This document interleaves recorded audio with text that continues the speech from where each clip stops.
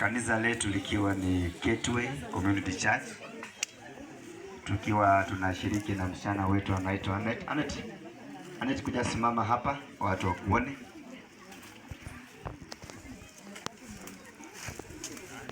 Tunashiriki na huyu dada.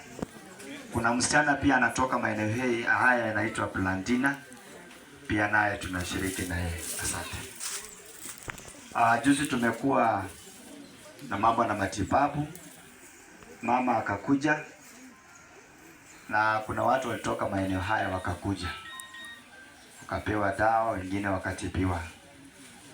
Kwa hivyo leo hii nataka tu niombe dada, tunatukae. Asante. Nataka tu tusimame juu kwa miguu yetu ili tuweze kuomba. Nikaribisha overseer alete neno kwa ufupi, alafu tuingie session nyingine. Kama wewe uchakufa uko hai, simama. Na kama uko na kofia unaweza ukatoa, kwa sababu ya kumheshimu Mungu. Tunyamaze tu. Baba wangu wa mbinguni, nataka nikuheshimu, nilibariki jina lako kwa sababu wewe unapita ufahamu wetu.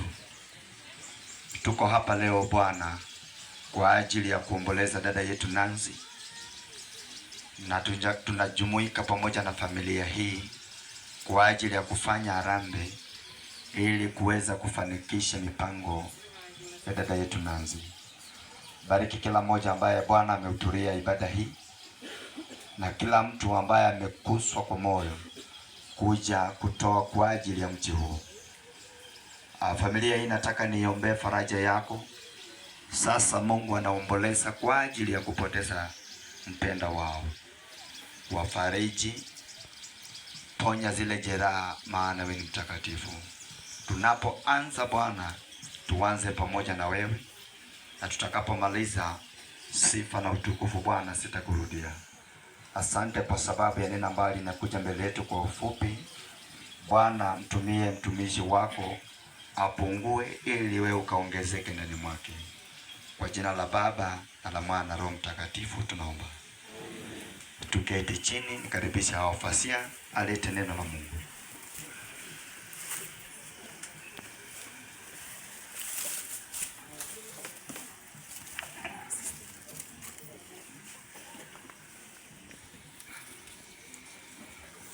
Basi Bwana Yesu asifiwe. Jambo la kwanza nataka pia nishukuru nyinyi kuacha shughuli yenu kukuja mahali hapa, na kwa sababu pia ya harambee ya dada wetu. Wewe kwanza ni mtu wa muhimu sana. Sisi tumetoka kule hapa Kapretwa. Nyumbani kwetu penye mama anatoka ni hapo kwa mzee Orome. So mama yangu anatoka pale.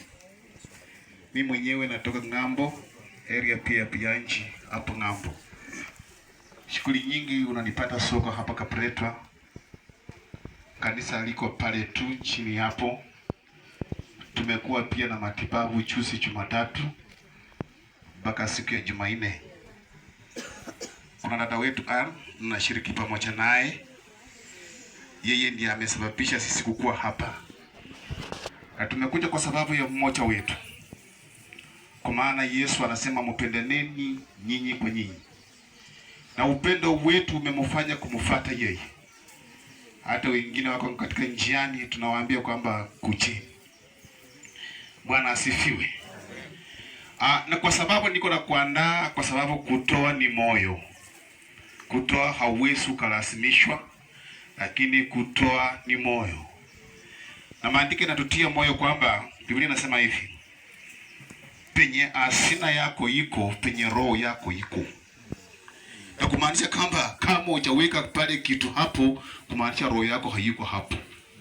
Bwana asifiwe. So nataka niongelee kuhusu vitu ambavyo vitakufanya wewe kwenda jehanamu wewe mwenyewe, na sitaki niongelee kuhusu watu, nataka kuongea kuhusu mtu. Kwa sababu nikiongea kuhusu watu watasema waliongea kuhusu watu, lakini nataka kuongea kuhusu mtu. Bwana Yesu asifiwe sana. Amen. Nataka kuongea kuhusu mtu. Mambo machache sana ambayo nataka kuongelea hapa. Fungua nami kitabu cha Methali 6:16. Kuna mambo machache ambayo nataka kuongea. Wakati mwingi nataka nikwambie, majina yangu ni sisao, naitwa Pastor Isaac Kanyongesa. Huduma wetu ni Ketui Community Church. Mlango wazi kabisa, unahitaji watu waingie ili wamjue Kristo. Mtumishi wa Mungu ambao umepata, isome hiyo andiko. Kama kuna maiki nyingine unaweza kutupea ili kaweze kutusaidia. Methali 6:16. Kama kuna nyingine tusaidie, la tuendana. Biblia inasema kuna vitu 6 anavyovichukia Bwana. Kuna vitu 6 Bwana anavichukia sana. Naam, viko 7 vilivyochukizwa kwake. Kumbe si 6, ni 7. Macho ya kiburi. Macho ya kiburi ambayo uko nayo. Yaani hiyo ndio macho ya kiburi. Nataka kujua kwamba mtu amekuchukia, angalia macho. Ulimi wa uongo. Angalia sasa ulimi naye vinatoa mambo yake ya uongo. Na mikono imwagayo damu isiyo na hatia. Na mikono kumbe pia naye inamwaga damu isiyokuwa na hatia. Moyo uwasao mabaya. Kumbe huo moyo nao unawasa tu mambo mabaya. Miguu iliyo nyepesi kukimbia maovu. Miguu kumbe naye kazi yake ni kukimbia tu mambo ya uovu. Uliona nini leo, si ilikuaje? Shahidi wa uongo. Kumbe pia ndio huyo mtu ni shahidi, anasema uongo. Asemaye uongo. Tena kumbe shahidi anasemanga tu uongo. Naye apandaye mbegu za fitina. Huyu naye kumbe anapanda mbegu ya fitina Kati ya ndugu. Kati ya ndugu zetu ambao tumekaa hapa. Mwanangu, shika maagizo ya baba yako. Shika maagizo ya baba yako. Wala usiache sheria ya mama yako. Usiache sheria ya mama yako. Amen. Bwana Yesu asifiwe. Na hiyo ndio vitu ambavyo nataka kuongelea kwa dakika 2 ama 3. Na usipokudifuata vizuri, wewe ndio ukapoteza. Hakika leo nataka nikwambie kwamba hivyo vitu ambavyo umeweza kuhesabu vitu 6 7, wewe uko navyo katika leo hii. Tukianza mambo ya macho, hakika kabisa ukweli mbele ya Mungu una macho. Na kumbe macho ambayo uko nayo, macho ya kiburi. Macho ambayo uko nayo ni kiburi. Na kazi ya macho inapokuangalia, inaweza kutazama fimbo, inaweza kutazama panga, inaweza kutazama kitu chochote kwa sababu ya panga. Moyo na unawaza tu mambo mabaya peke yake. Kuna mtu hata hapa amekuja kusema kwamba na hata harambee hii hatuwezi faulu kwa sababu moyo wake ni mbaya. Hani amekuja kwa roho mbaya. Sio yeye kazi kama amekuja kwamba tusifaulu katika hii harambee. Nataka kuambia kwamba hiyo moyo ambao uko nao ambao unawaza mambo mabaya, hii si lazima tufaulu katika hii harambee. Miguu inayokimbilia uovu. Hani leo wewe umekuja tu kusimama hapa na uangalie kwamba leo walichanga pesa ngapi? Ulikimbia mpia sana. Wacha nikuje niangalie leo walichanga pesa ngapi? Hani wewe ni kazi yako pia ni ushahidi wa uongo peke yake ambao uko nao. Mtu wa Mungu ambao uko mahali hapa, nataka nikutie moyo kwamba lazima utengeneze mambo yako wewe mwenyewe binafsi. Si kwamba mtu akwambia tengeneza moyo, miguu mizuri, haya. Na uwe mtu mzuri ambao unaweza kutamani Mungu akaweze kukushughulikia. Bwana Yesu asifiwe sana. Kwa nini watu leo hii wanakufa pressure, wanakufa magonjwa? Mioyo yao imekuwa mbaya. Ndio maana watu sasa wote watu wagonjwa roho yao zimejazwa uvimbe kwa sababu watu hao kwa nini? Yaani kazi ambao wanakaa wanawaza tu mambo mabaya. Hata huko mahali hapa lakini ukaendelea kuwaza na hii basi anasema nini hii naye. Wanasifiwa sana. Hata unaanza kutafakari haka anafanya hii nini? Lakini nataka kukutia moyo kwamba moyo wasao mambo mabaya, miguu ikimbilia maovu, mikono imwagao damu usiyokuwa na hatia. Shahidi wa uongo asema uongo. Wapendwa, tumetangaza tumefika mwisho. Umetoa ushahidi ambao hauwezi kustahili mbele za Mungu. Mikono yako imemwaga damu isiyokuwa na hatia. Macho yako imekuwa ni macho mbaya. Hata ukikuangalia macho unasema tu huyu mtu ni mchawi. Hadi kwa sababu ukitoa macho unaonyesha kweli kabisa huyu hapana. Bwana asifiwe sana. Macho mbaya. Hata unapokuangalia mtu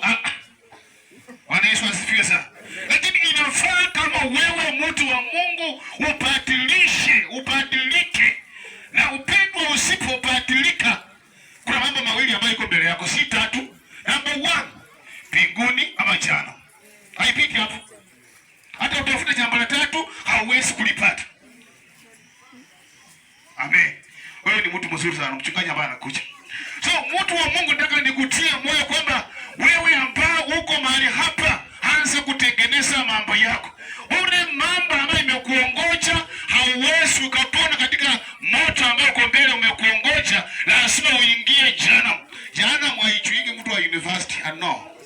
Jana mhaijui una mali no. Jana mhaijui wewe una suti mzuri no. Jana mhaijui kwamba wewe ni mtu ambaye unajua kuongea vizuri. Bwana Yesu asifiwe sana. Nikueleze jambo la mwisho alafu nimalizie ibada hii. Fungua Mathayo 23 mstari wa 27. Usikie vile inasema ninapokumalizia mahali pale. Alafu mwenye kujipanga rampe sasa kuja. Mathayo 23 mstari wa 27. Biblia inasema, ole wenu waandishi na Mafarisayo, wanafiki, kwa kuwa mmefanana na makaburi yaliyopakwa chokaa, nayo kwa nje yaonekana kuwa mazuri, bali ndani yamejaa mifupa ya wafu na uchafu wote. Bwana Yesu asifiwe sana. Umesikia andiko vile limesema? Hadi watu wanapokuangalia juu yao ni watu wazuri sana, juu ni watu wanafurahisha, watu wanapendeza juu, lakini ndani ni sawa ni kama kaburi ambao zimepakwa rangi mahali pale, zimejengwa vizuri, zimekaa smart, lakini ndani yao ni mifupa pekee kimejaa. Hapo ndani imejaa vikwazo, laana, vita, mitoma za wanadamu na mambo mengi na uchafu ambayo zimejaa ndani mwake, lakini juu ni smart. Bwana asifiwe sana. Anapokuangalia ndani ndio msita, lakini juu unapokutembea unamuona tu kwamba haleluya haleluya haleluya haleluya, lakini uko ndani ni kubaya. Wapendwa, kwa sababu si nini hapa tutakuja kuhubiri, si kweli? So tufike tu hapo. Tufike tu hapo. Basi karibu mtu wa Mungu. Amen, amen, amen, amen. Amen. Wacha tuombe. Tusimame tuombe. Baba, katika jina la Yesu, asante kwa sababu ya neno lako.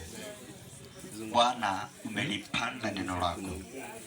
Kwa hivyo Mungu, likatusaidie katika maisha yetu. Mbariki mtumishi wako pamoja na watu ambao wamesikia. Kwa jina la Yesu tunaomba. Amen. Amen. Mungu awabariki sana. Nataka nikaribishe AMC.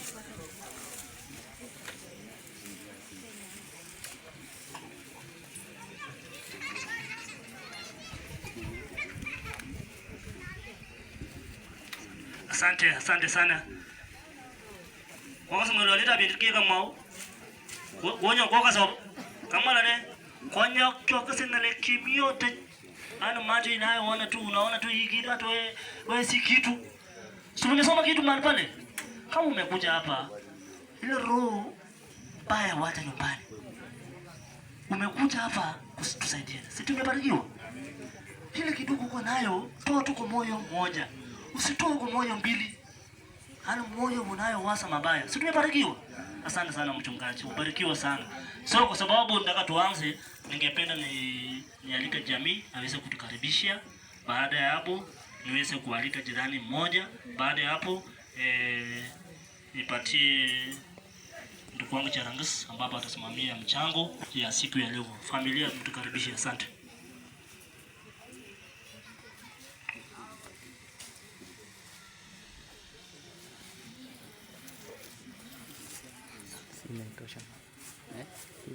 Bwana asifiwe.